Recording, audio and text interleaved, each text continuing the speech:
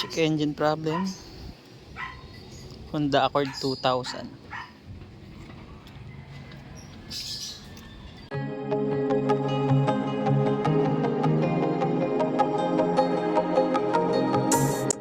Okay mga katrami, nandito ngayon tayo sa Pampanga.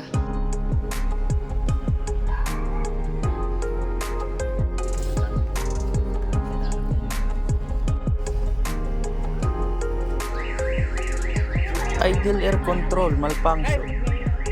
Test natin na may kuryente naman sa lahat ng ignition coil pati si spark plug. Okay guys, ayan, okay na. Matining na yung takbo.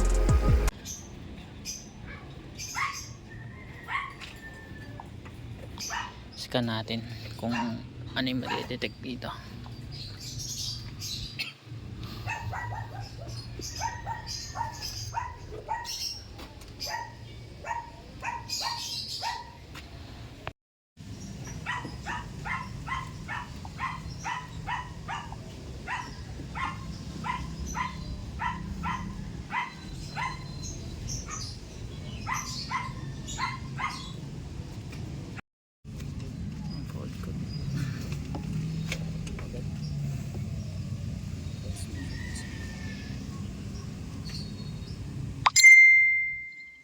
ECT nga, manifold absolute pressure circuit high,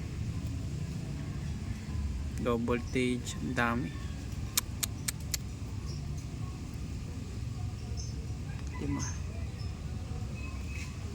pinalaman lahat sa hangin ito ang mahalaga dito. ECT circuit, ito ang ECT, yung manifold ito.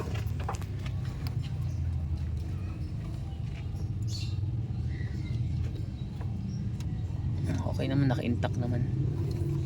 Diba sir, bagong overhaul to? Yung nag-overhaul may scanner? Wala. Wala.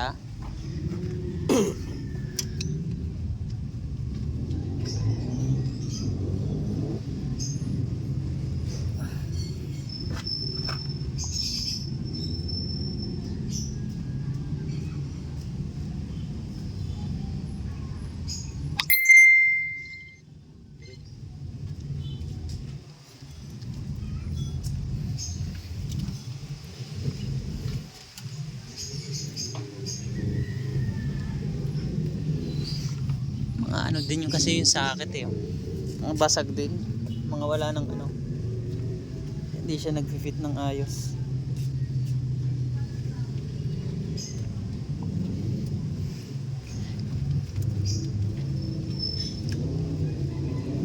Yun din yung lumabas dun sa tanse, ginawa namin.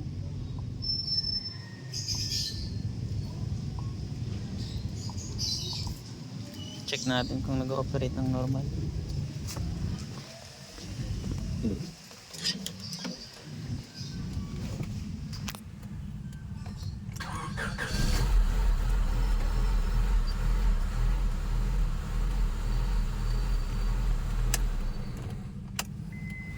Yun, check engine pa rin siya. Tingnan natin kung alin yung bumalik.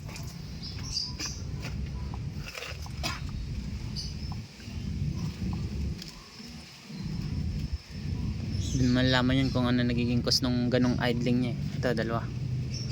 ECT pati IACB.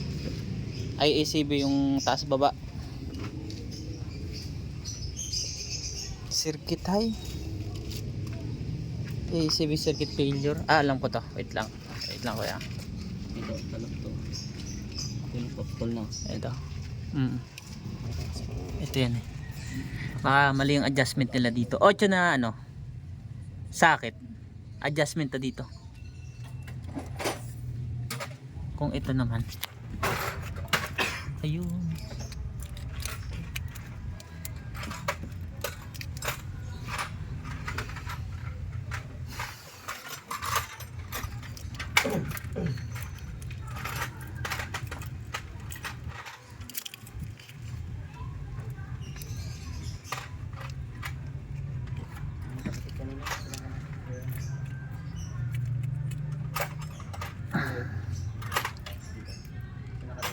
Kahit ano lang, yabe.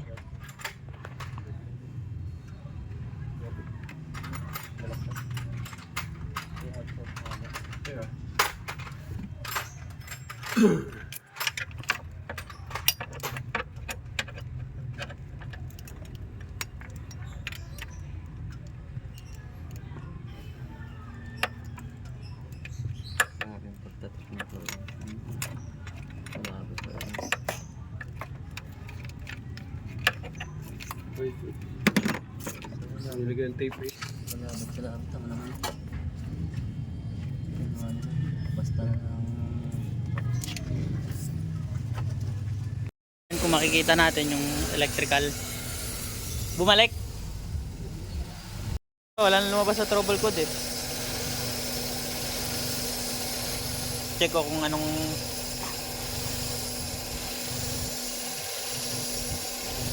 data.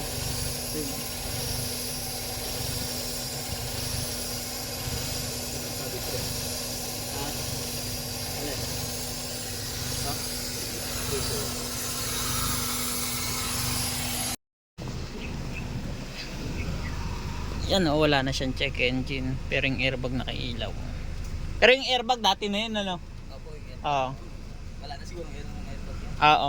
Disabled na. Pero yung check engine wala na eh. Tsaka di ba taas, baba yung RPM niya? Pag naka-aircon nga po yan, parang akala mo. Ah, yung baba taas.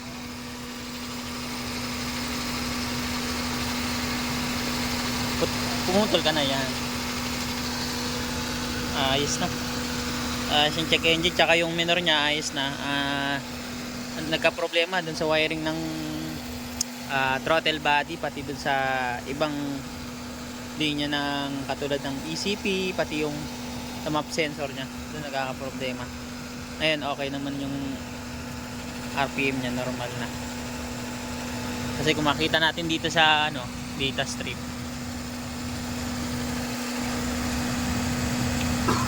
770. 760 yan, normal na yan. Okay na siya.